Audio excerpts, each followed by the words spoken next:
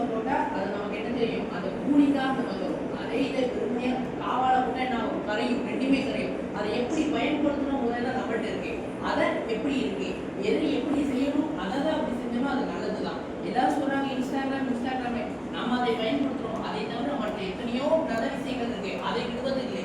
பூமாவட்டியிலிருந்து ஒருத்தன் அந்த அளவு பேருக்கான அதுக்கு முக்கியமான காரணம் என்னது, சோசியல் மீடியா தான். அது மட்டும் இல்ல, கொரோனா காலத்துல எத்தனையோ பேர்கள் பசியும் பட்டினியுமாக இருந்தாங்க. அந்த நேரத்துக்கு கை கொடுத்தது இந்த ஊடகம் தான். அதன் மூலமா தான் செப்டோ என்ற ஒரு கம்பெனி வந்துச்சு. அந்த கம்பெனியில அவனுடைய சிஓவுடைய வயசு 19 தான். அவனுக்கு அந்த நேரத்தில் தோணிச்சு, நம்ம பக்கத்துல இருக்கவங்களுக்கு சாப்பாடு கொடுக்கணும், 5 நிமிஷத்துல கொடுக்கணும் அப்படின்னு நினைச்சான். ஆனா அவன் கொடுக்கணும்னு நினைச்சது என்னது, இந்த சோசியல் மீடியா மூலயமாக அவன் வளர்ந்தான். இப்போதைய அவனுடைய கோடிக்கணக்கில் அவன் சம்பாதிச்சான். வெறும் அவனுடைய வயது 22, அவன் ஆரம்பிச்சது 19 வயதுல.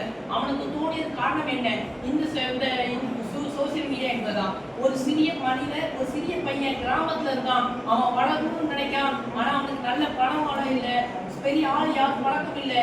என்ன செய்யலாம்னு நினைக்கும் போது அவன் என்ன செய்யறான், அவன் இன்ஸ்டால பார்க்கலாம், ஏதோ யூடியூப்ல ஏதோ பார்க்கலாம். அங்க ஒரு சின்ன பையன் என்ன செய்யறான், பெரிய இடத்துல வளர்ந்து அவன் பெரிய இடத்துக்கு வந்தான். அப்ப நினைச்சான் அவனால முடியும், ஏன் என்னால முடியாதுன்னு நினைச்சு அப்ப ஆரம்பிச்சான். அதுக்கடுத்து அவனுடைய வளர்ச்சி எவ்வளோ அளவுக்கு போய்கிட்டது. நம்ம எவ்வளவு உயர்ந்து போயிருக்கோம் என்ற ஆரம்பத்துல எதிலிருந்து ஆரம்பிச்சிருக்கோம் என்பதுதான் ஒரு கதை இருக்காது.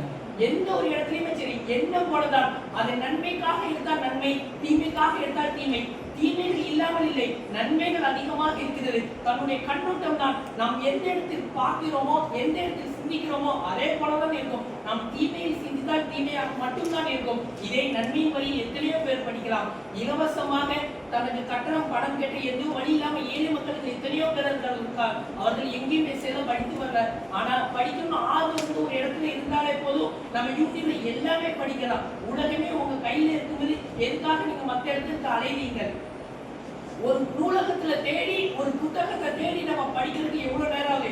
ஒரே நேரத்துல எடுத்து அந்த தலைப்பை போட்டு அவ்வளவு ஹாண்டி படிக்கலாம். படிச்சது மட்டும் இல்லாம அதுக்கு மேற்பட்ட விஷயத்தையும் தெரிஞ்சுக்கலாம். அது எங்கிருந்து எடுத்தோம்னு சொல்லி கேட்கலாம். ஒரு நூலகத்துக்கு போகும்போது அந்த புத்தகம் அந்த நம்ம தேர்ந்தது கிடைக்குமா கிடைக்காத என்பது இல்லை, ஆனா நம்ம என்ன தேடினாலும் இருக்குன்னு பத்தி இதுதான்.